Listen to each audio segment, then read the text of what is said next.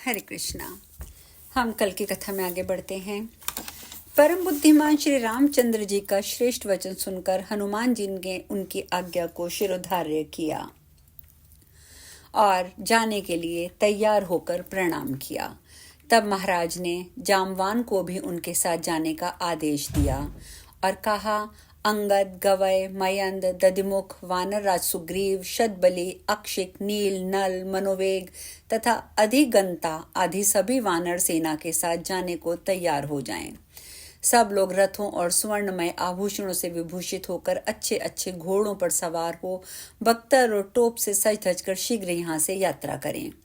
शेष जी कहते हैं, तत्पश्चात बल और पराक्रम से शोभा पाने वाले श्री रामचंद्र जी ने अपने उत्तम मंत्री सुमंत्र को बुलाकर कहा, मंत्रीवर बताओ, इस मार्ग में और किन किन लोगों को नियुक्त करना चाहिए? कौन कौन से मनुष्य अश्व की रक्षा करने में समर्थ हैं?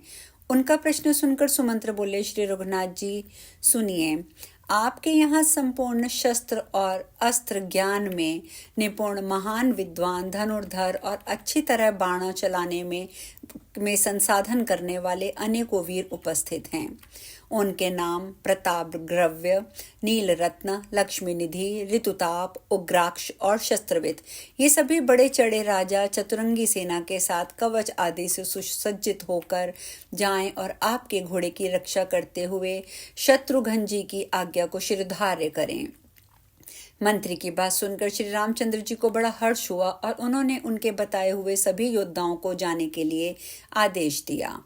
श्री रघुनाथ जी की आज्ञा पाकर उन्हें बड़ी बड़ी प्रसन्नता से उन्होंने बहुत दिनों की जो मन में युद्ध की इच्छा रखी हुई थी उस रण में उन्मुक्त होकर उन्हें वहां जाने के लिए अत्यंत ललायत होते देख सभी प्रसन्न हुए। श्री सीतापति की प्रेरणा से वे सभी राजा कवच आदि से सुसज्जित हो अस्त्र शस्त्र लेकर शत्रुघ्न के निवास स्थान पर गए। तदंतर ऋषि की आज्ञा पाकर श्री रामचंद्र जी ने आचार्य आदि सभी ऋत्विज महर्षियों को शास्त्रोक्त उत्तम दक्षिणाएं देकर उनका विधिवत पूजन किया। उस समय श्री रघुनाथ जी के यज्ञ में सब और यही बात सुनाई देती थी, देते जाओ, खूब धन लुटाओ, किसी से नहीं मत करो, साथ ही समस्त भोग सामग्रियों से युक्त अन्न का दान करो। इस प्रकार वह यज्ञ चल रहा था। उसमें दक्षिणा पाए हुए श्रेष्ठ ब्राह्मणों की भरमार थी। वहां सभी तरह के शुभ कर्मों का अनुष्ठान हो रहा था। इधर श्री रामचंद्र जी के छोटे भाई शत्रुघ्न अपनी माता के पास जाकर उन्हें प्रणाम करके बोले, कल्याणमयी माँ, मैं घोड़े की रक्षा के लिए जा रहा हूँ, मुझे आज्ञा दीजिए। तुम्हारी कृपा से शत्रुओं को जीतकर विजय शोभा में संपन्न हो अन्य महाराजाओं तथा घोड़ों को साथ लेकर ही लौटूंगा। माता बोली, बेटा जाओ, महावीर तुम्हारा मार्ग मंगलमय हो। सुमते, तुम अपने समस्त शत्रुओं को जीतकर फिर यहाँ लौट आओ। तुम्हारा भतीजा पुष्कल धर्मज्ञों में श्रेष्ठ है, उसकी रक्षा करना। बेटा, तुम पुष्कल के साथ सकुशल होकर लौट आओगे तभी मुझे अधिक प्रसन्नता होगी। अपनी माता की ऐसी बातें सुनकर शत्रुघ्न ने उत्तर दिया, माँ, मैं अपने शरीर की भांति पुष्कल की रक्षा करूंगा और जैसा मेरा नाम है उसके अनुसार शत्रुओं का नाश करके प्रसन्नता पूर्वक लौटूंगा। तुम्हारे इस युगल चरणों का स्मरण करके मैं कल्याण का ही भागी होऊंगा।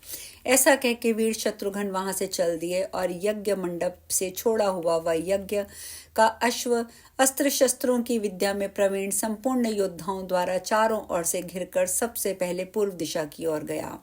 उसका वेग वायु के समान था। जब वे चलने को उद्यत हुए तो उनकी दाहिनी बां फड़क उठी, उन्हें कल्याण और विजय की सूचना देने लगी। उधर पुष्कल अपने सुंदर एवं समृद्धशाली महल में गए। वहां अपनी पतिव्रता पत्नी से मिले, जो स्वामी के दर्शन के लिए उत्कंठित थी और वो देखकर हर्ष में भर गई थी। उससे मिलकर पुष्कल ने कहा, भद्रे, मैं चाचा शत्रुघ्न का पृष्ठ पोषक होकर रथ पर सवार होकर यज्ञ के घोड़े की रक्षा के लिए जा रहा हूँ। इस कार्य में के लिए मुझे रघुनाथ जी ने आज्ञा दी है। तुम यहाँ रहकर मेरी समस्त माताओं का ध्यान रखना और उनकी सेवा करना, उनसे प्रत्येक कार्य में उनकी आज्ञा का पालन करने में आदर और उत्साह के साथ सदा प्रवृत्त होना। यहाँ लोपामुद्रा आदि जितनी पतिव्रता देवियां आई हुई हैं वे सभी अपने तपोबल से सुशोभित और कल्याणमयी हैं। तुम्हारे द्वारा उनमें से किसी का अपमान ना हो जाए इसके लिए तुम सदा सावधान रहना। शेष जी कहते हैं, पुष्कल जब इस प्रकार उपदेश दे चुके तो उनकी पतिव्रता पत्नी कांतिमती ने पति की ओर प्रेम पूर्ण दृष्टि से देखा और अत्यंत विश्वस्त होकर मंद मंद मुस्कुराती हुई वह गदगद वाणी में बोली, नाथ, संग्राम में आपकी सर्वत्र विजय हो। आपको चाचा शत्रुघ्न जी की आज्ञा का सर्वथा पालन करना चाहिए और जिस प्रकार भी घोड़े की रक्षा हो उसके लिए सचेष्ट रहना चाहिए। स्वामिन, आप शत्रुओं पर विजय प्राप्त करके अपने श्रेष्ठ कुल की शोभा बढ़ाइए।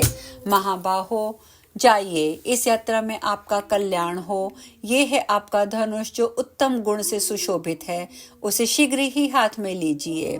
इसके टंकार सुनकर आपके शत्रुओं का दल भय से व्याकुल हो उठेगा। वीर, ये दोनों आपके दोनों तरकश हैं, इन्हें बांध लीजिए। इसमें युद्ध में और आपको सुख मिले।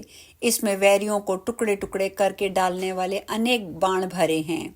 प्राणनाथ, कामदेव के समान सुंदर अपने शरीर पर यह सुदृढ़ कवच धारण कीजिए जो विद्युत की शोभा के समान अपने महान प्रकाश से अंधकार को दूर किए देता है।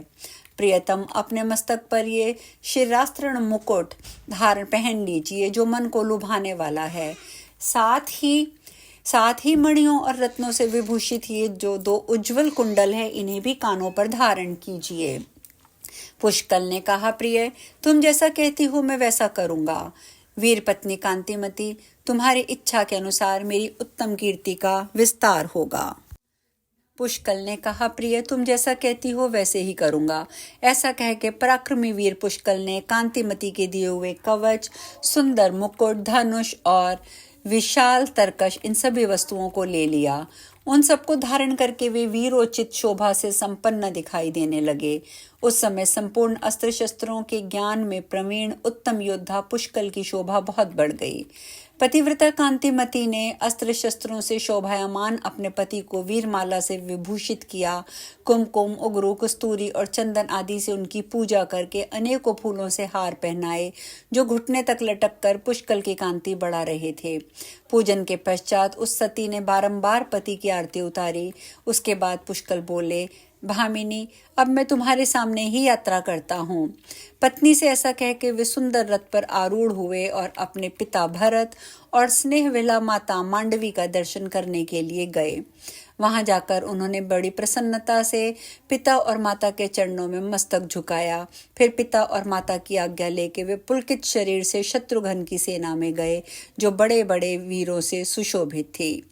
तदंतर शत्रुघ्न रघुनाथ जी के महायज्ञ संबंधी घोड़े को आगे करके अनेकों रथियों, पैदल चलने वाले सभी शूरवीरों, अच्छे अच्छे घोड़ों, सवारों से घिरकर बड़ी प्रसन्नता के साथ आगे बढ़े। वे घोड़े के साथ साथ पांचाल, कुरु, उत्तर कुरु, दर्शनान आदि देशों में जो कि संपत्ति में बड़े चढ़े थे भ्रमण करते रहे। शत्रुघ्न जी की सब प्रकार की शोभा से संपन्न थे। उन्हें उन सभी देशों में श्री रामचंद्र जी के संपूर्ण सुयश की कथा सुनाई पड़ी। लोग कहते थे, श्री रघुनाथ जी ने रावण नामक असुर को मारकर अपने भक्तजनों की रक्षा की है। अब पुनः अश्वमेध आदि पवित्र कार्यों का अनुष्ठान आरंभ करके भगवान श्री राम त्रिभुवन में अपने सुयश का विस्तार करते हुए संपूर्ण लोकों के भय से रक्षा करेंगे। इस तरह भगवान का यशोगान करने वाले लोगों पर संतुष्ट होकर पुरुष श्रेष्ठ शत्रुघ्न जी उन्हें पुरस्कार के रूप में सुंदर हार, नाना प्रकार के रत्न, बहुमूल्य वस्त्र देते थे। श्री रघुनाथ जी के एक सचिव थे जिनका नाम था सुमति। वे संपूर्ण विद्याओं में प्रवीण और तेजस्वी थे। वे भी शत्रुघ्न जी के अनुगामी होकर आए थे। महाधीर वीर शत्रुघ्न उनके साथ अनेकों गांवों, जनपदों में गए, किंतु श्री रघुनाथ जी के प्रताप से कोई भी उस घोड़े का अपहरण ना कर सका। भिन्न भिन्न देशों में जो बहुत से राजे महाराजे थे, वे यद्यपि महान बल से विभूषित तथा चतुरंगी सेना से संपन्न थे, तथापि मोती और मणियों सहित बहुत सी संपत्ति साथ ले घोड़े की रक्षा में आए हुए शत्रुघ्न जी के चरणों में गिर जाते और बारंबार कहने लगते, रघुनंदन, ये राज्य तथा पुत्र पशु बांधवों सहित सारा धन भगवान श्री राम का है, इसमें हमारा कुछ भी नहीं है। उनकी ऐसी बातें सुनकर विपक्षी वीरों का हनन करने वाले शत्रुघ्न जी वहां अपनी आज्ञा घोषित कर देते और उन्हें साथ लेकर आगे के मार्ग पर बढ़ जाते। ब्राह्मण इस प्रकार क्रमशः आगे आगे बढ़ते हुए शत्रुघ्न के घोड़े के साथ अहिच्त्रा नगरी में जा पहुंचे, जो नाना प्रकार के मनुष्यों से भरी हुई थी। उसमें ब्राह्मणों और अन्य द्विजों का निवास था। अनेकों प्रकार के रत्नों से वह पूरी सजाई गई थी। सोने और स्फटिक मणि के बने हुए महल और गोपुर उस नगर की शोभा बढ़ा रहे थे। वहां के मनुष्य सब प्रकार के भोग भोगने वाले तथा सदाचार से सुशोभित थे। वहां बाण संसात करने में चतुर वीर हाथों में धनुष लिए उस पुरी के श्रेष्ठ राजा सुमद को प्रसन्न किया करते थे। शत्रुघ्न ने दूर से ही उस नगरी को देखा। उसके पास ही एक उद्यान था जो उस नगर में सबसे श्रेष्ठ और शोभायमान दिखाई दे रहा था। तमाल और ताल आदि के वृक्ष उसकी सुषमा को और बढ़ा रहे थे। यज्ञ का घोड़ा उस उपवन के बीच में घुस गया और उसके पीछे पीछे वीर शत्रुघ्न भी, जिनके चरण कमलों की सेवा में अनेकों धनुर्धर क्षत्रिय मौजूद थे, उसमें जा पहुंचे। वहां जाने पर उन्हें एक देव मंदिर दिखाई दिया जिसकी रचना अद्भुत थी। वह कैलाश शिखर के समान ऊंचा तथा शोभा से संपन्न था। देवताओं के लिए वह सेव्य जान पड़ता था। उस सुंदर देवालय को देखकर श्री रघुनाथ जी के भाई शत्रुघ्न ने अपने सुमति नामक मंत्री से, जो कि अच्छे वक्ता थे, इस प्रकार प्रश्न किया। अब हम कथा में यहीं विश्राम लेंगे। शत्रुघ्न जी ने क्या प्रश्न किया, ये चर्चा हम कल करेंगे। हरे कृष्णा।